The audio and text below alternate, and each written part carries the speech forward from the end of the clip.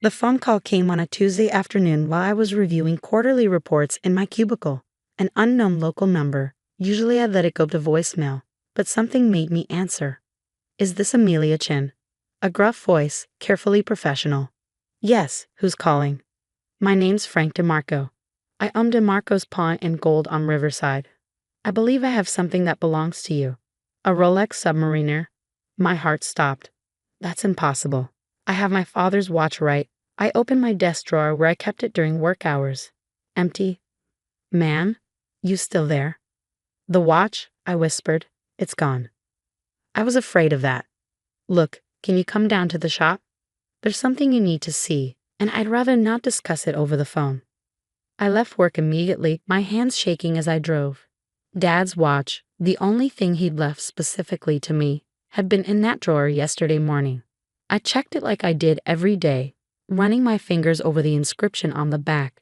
To my daughter Amelia, may time always be on your side. Love, Dad. He'd worn it every day of my childhood, through his construction jobs, Sunday dinners, my school plays, even during chemo, when his wrists got too thin and we had to adjust the band. On his deathbed, he pulled me close and pressed it into my palm. This is yours, Mia, only yours. That was 3 years ago, 2 years before Mom married Richard. 18 months before Richard's son Tyler moved in with his big dreams and bigger appetite for other people's money.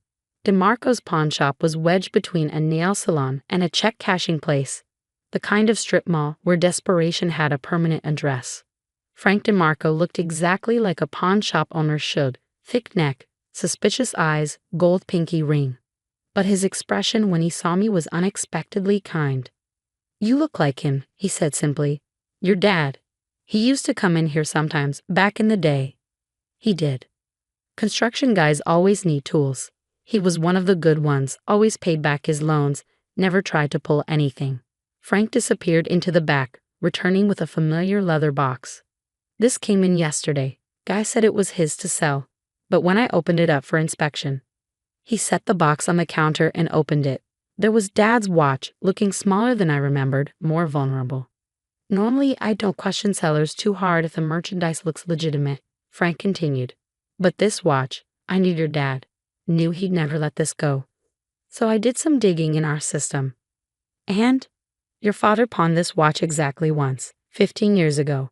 Paid it back with interest within a month. Frank's eyes met mine. The loan was for $3,000. Records show it was right around the time you started at that fancy private high school. My throat tightened. I'd gotten into St. Mary's Academy on academic scholarship, but there were still fees, uniforms, books, activities. Dad had said he'd gotten overtime work. He'd never mentioned pawning his most precious possession. That's when I knew something wasn't right with this sale, Frank said. But that's not why I called you. He picked up the watch, turning it over. When I was examining it, checking authenticity, I noticed something.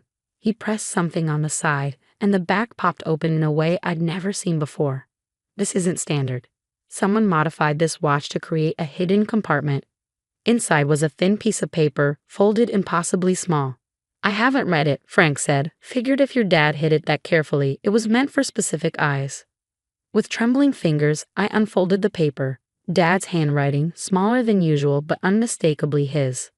Mia, if you're reading this, something's happened to the watch. Check the safe deposit box at First National, box 447. The key is in my toolbox, inside the level.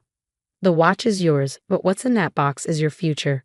Don't let anyone tell you different. Dad. You okay? Frank's voice seemed far away. I need to buy the watch back. How much? Frank shook his head. The guy who brought it in, Talish, maybe mid-20s, kept talking about his app startup. Tyler, of course. He took cash for it. $8,500. But here's the thing, I never filed the paperwork. Technically, this transaction hasn't happened yet. What do you mean? I mean, I've been in this business 30 years. I know stolen goods when I see them, even when the thief has a key to the house. He slid the watch across the counter. Take it. If anyone asks, it was never here. I can't just. Your dad helped me once. My kid needed surgery, and I was short on rent. He did a roofing job for me at cost. Let me pay him over 6 months. Frank's gruff voice went soft. Man never mentioned it again. This is me settling up. I left the pawn shop clutching the watch, my mind racing. Dad's toolbox was in the garage. Mom had wanted to throw it out, but I'd insisted on keeping it. The level he'd mentioned was his favorite, an old Stanley that he taught me to use when I was 8. But first, I had questions that needed answering. I found Mom in the kitchen with Richard, both hunched over coffee and what looked like bank statements. They looked up when I walked in, and I saw immediately, the guilt quick and unmistakable, before Mom rearranged her face into confusion. Mia? What are you doing home? I set the watch on the counter between us. Looking for this. The silence stretched like taffy. Where did you? Richard started. Where did I find the watch you stole from my desk drawer? The watch you pawned for Tyler's ridiculous app idea. The watch that was the only thing my father left me? My voice was steady, calmer than I felt. Is that what you were going to ask? Now, Mia, Richard stood, using his mediator voice. Let's not be dramatic. Tyler needed capital for his business. His third business, after the food truck that never got off the ground and a cryptocurrency disaster. This one's different, Mom interjected. He has a partner, a business plan. Funded by stealing from me. It's not stealing, Richard said firmly. We're a family. Family shares resources. Like Tyler shared his trust fund with me. Oh wait, he spent that on a Mercedes and a trip to Cabo. That's different. How? How is it different? Mom stood, her face hardening. Because Tyler has potential. He's building something. You just sit on valuable things while people with vision need resources. There it was. The truth she'd been dancing around since marrying Richard. I had a steady job, a boring life, no grand ambitions. Therefore, I deserved less. Tyler had dreams, therefore he deserved everything, including things that weren't his. I want the money back, I said quietly. Every penny of the $8,500. Richard laughed. We don't have it. It's already invested in Techno Solutions. Then liquidated. You can't just. Watch me. I picked up the Rolex. This was reported stolen this morning. I have the police report number. Either I get the money back or I press charges. You wouldn't? Mom gasped. Tyler could go to jail. Tyler committed a felony. That's not my fault. After everything we've done for you, Mom's voice went shrill. We let you live here. I pay rent. Above market rate, actually. We're your family. Dad was my family. This watch was his legacy to me, and you let your husband and his son steal it like it meant nothing. I left them sputtering and went to the garage. Dad's toolbox sat under his old workbench, covered in dust but otherwise untouched. The Stanley level was in its usual spot. I'd helped him use it 100 times, checking if cabinets were straight, teaching me that close enough wasn't good enough when you were building something to last.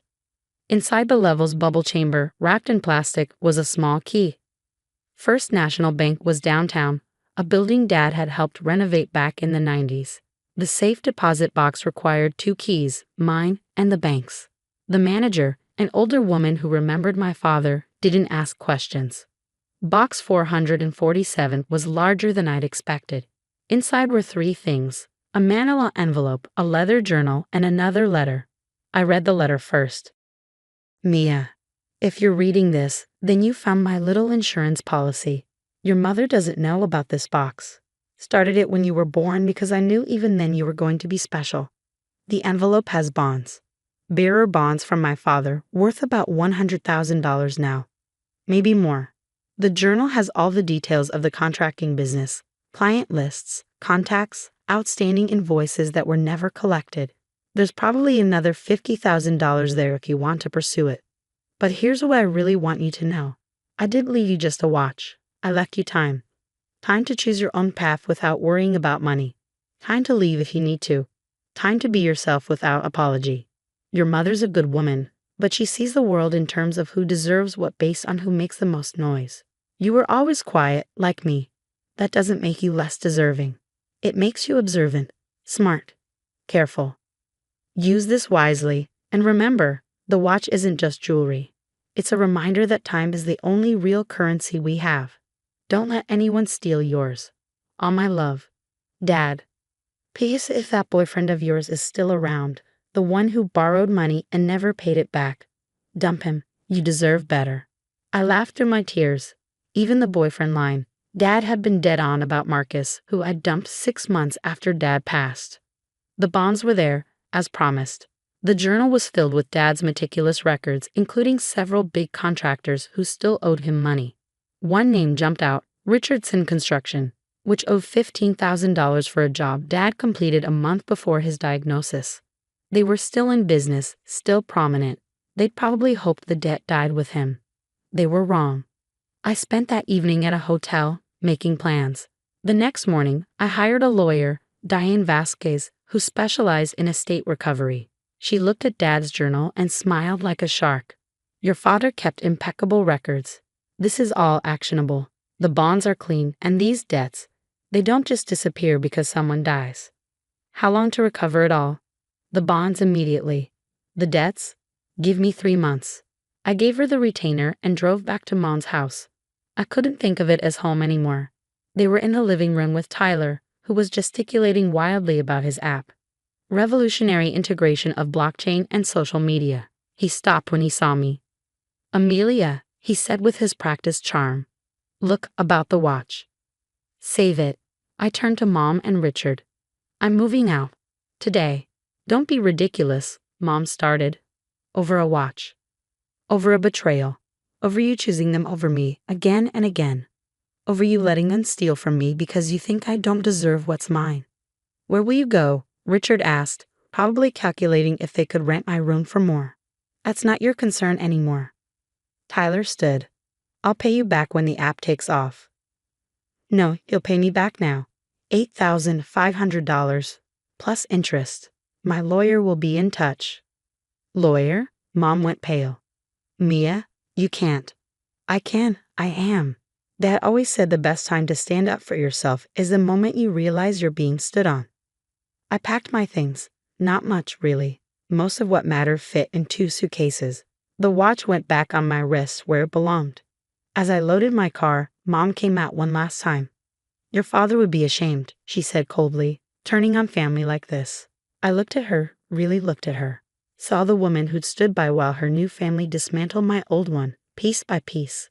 My father, I said clearly, left me more than you ever knew. And the only thing he'd be ashamed of is that it took me this long to see you for what you are.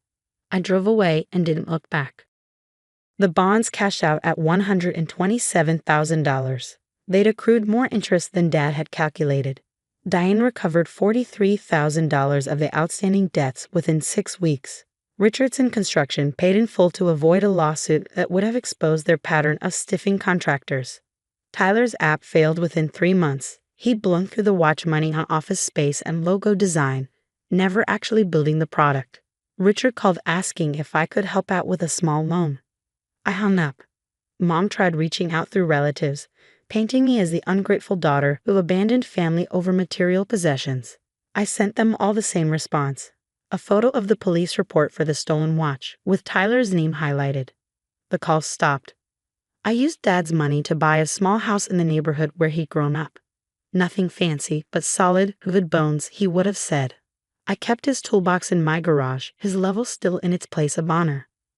The watch sits on my nightstand at night, ticking steady as a heartbeat. Sometimes I open the secret compartment just to make sure it's real, that Dad really did think ahead, really did protect me even after he was gone. Time is the only real currency we have. Dad knew that. He knew that the watch would matter to me not for its value, but for what it represented, all the time we had together, all the time he'd worked to give me a future. He also knew something else, that eventually someone would try to steal it from me, so he made sure that even if they took the watch, they couldn't take what really mattered. The time to choose my own life, the time to stand up for myself, the time to realize I'd always been worthy of every second. The watch is mine again, but more importantly, so is my time. And I'm not wasting another minute of it on people who think they deserve it more.